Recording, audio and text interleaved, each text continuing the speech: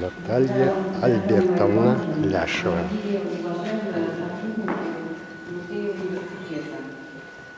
Я под большим впечатлением не только вашего музея, от экспозиции, от материалов очень редких, интересных книг, документов, которые здесь находятся. Но и хочу сказать, что я очень счастлива тем, что встретилась с таким человеком, как Майя Ивановна. Мы совсем недавно лично познакомились, и я была поражена каким-то таким искренним, глубоким интересом к теме, которую она тогда изучала и выпускала книгу «Явление рисунка и явление дрожи». И после того, как Майя Ивановна приходила к нам домой в гости, и мы встречались и в музее, и дома, и разговаривали, и смотрели какие-то интересные материалы, благодаря нашим родственникам в Сибири, с которыми я тоже совсем недавно завязала контакты, благодаря своей маме. Мы нашли какие-то новые факты, новые документы, новые какие-то истории о людях, которые жили на свете, но которые внесли очень большой вклад в биографию Евгения Дрожжика. Я тоже поздравляю вас сегодня с Днем музея и с вашим юбилеем. Это действительно прекрасный юбилей, вот он юбилейный, но я тоже считаю, что это мне когда тоже нравится. Я поняла, что большинство мне нравится 25 лет. Для любого возраста человека, музея, фабрики, школы, завода. Так что будьте всегда молодыми, талантливыми, красивыми. Я желаю вам огромных успехов и счастья. Главное, здоровья. Спасибо большое. Мы на самом деле скрываем, что мы женщины, скрываем, что нам 47 лет. Поэтому мы сегодня отмечаем вас. Пожалуйста, Людмила. А? 200 лет. Пожалуйста. Валентина Александровна, вы тазик принесли сейчас такой? Пожалуйста, вам слово. Валентина Александровна, когда у нас вчерашние приходят на наши встречи, я вам сделаю шикарный подарок. Тазик Шостаковича. И вот наконец-то, и это продолжалось на протяжении нескольких лет. Возьмите? Нет, очень выйдите лучше так, меня слышно хорошо. Дорогие друзья, мне вот посчастливилось, наверное, просто быть владельцем, что ли, или обладательницей вот этого тазика медного 1883-84 годы, город Кольчугино, там печать есть. Вот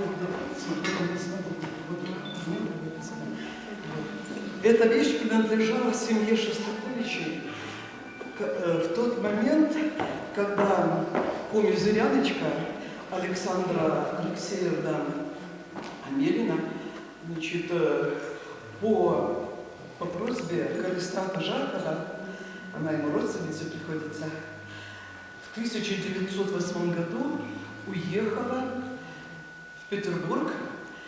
Тогда петербургские семьи нуждались в хороших нянечках. И была такая молва, что коми-зыряночки, они очень трудолюбивые, очень чистоплотные, очень такие нужные именно вот для такой семьи. И когда Калистрат Жаков и его племянница познакомили ее с семьей Шостаковичей, она успела предложить, пока, значит, она в течение 10 лет, как я уже сказала, работала нянечкой.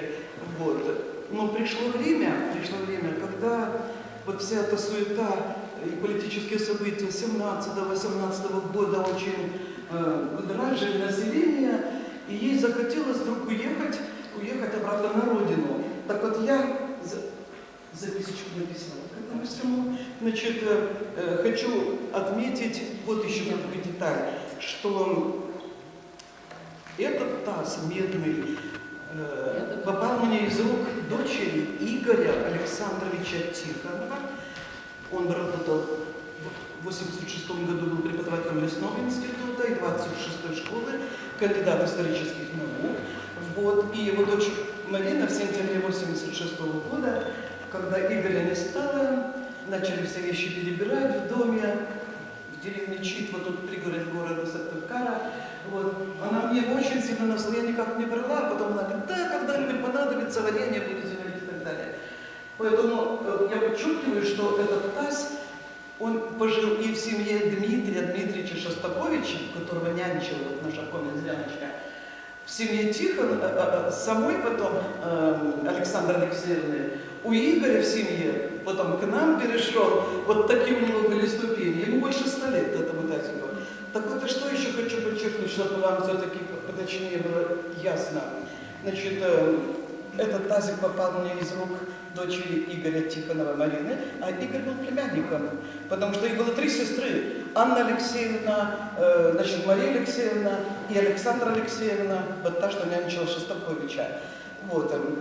Я уже подчеркнула, что Игоря не стало в конце сентября 1986 года. Вот. Что он был племянником Александры Алексеевны Амелиной, той самой, что 10 лет отработала в доме Шостаковичей в качестве нянечки вот, Дмитрия Дмитриевича Шостаковича. Когда Александра в 1918 году уезжала домой, уже на родину, мать будущего композитора Софья Васильевна Шостакович дала Александре Алексеевне несколько больших таких вот сумок с хорошими вещами, куда входили, скажем, посуда. Мне 2 чашки тоже достались, но эти 2 чашечки с блюдцами подарила Кровеческому музею. На блюдцах были, знаете, ангелочки, анютины глазки, ландыши. Это была такая посуда, вот теперь она там на хранении. Вот. Так что подчеркну еще, что жила Александра Алексеевна в деревне Чит. Мне еще ее удалось увидеть. Это были 50-е годы, когда я училась в 6 классе. Когда ни ее племянника Игоря не стало, дочь его племянника Игоря Марина, она сейчас в Сыктывкаре работает медсестрой, подарила мне вот этот медный таз и красивые фарфоровые чашки с блюдцами с надписью «Товарищество Кузнецовых». Было такое предприятие. Это было в 1986 году. Медный таз, на две надписи есть, Кольчугина и даты значит, производства или жизни этого завода. Много раз мы дома вот даже с мамой варили варенье в этом тазу. Надо без конца мешать, нельзя паузу никакую делать, видимо. Когда слышу Ленинградскую симфонию Дмитрия Дмитриевича Шостаковича, обычно она передается в связи или с его рождением, или с событиями войны. Вот, она посвящена блокадам Ленинграду, помните это? Вот, всегда вспоминается сам композитор, его родители, коми-зеленочка Александра Алексеевна, и вещи, свидетели вот той самой поры, в которой удалось жить Александру Алексеевне, его племяннику Игорю Александровичу. Но я, конечно, надеюсь, что этот медный таз будет надежно храниться, дальше никуда не уйдет, вот, в музее Сыктывкарского университета, и пусть будет его дома. Но он больше связан с тем, что он, вот это редкость такая, чтобы такая вещь попала еще в республику Коми, а все связано было с личностями, которые переезжали, уезжали, приезжали, где-то работали, кто-то другой что-то привезли. И вот всегда, когда что-то бывает самое интересное, значит, я на Союзе, кстати, в квартире есть, и тоже не маленький уже, стараюсь что-то, что жалко, если вдруг у меня не будут эти вещи могут раз вынести туда, где эта вещь будет храниться. Я вам желаю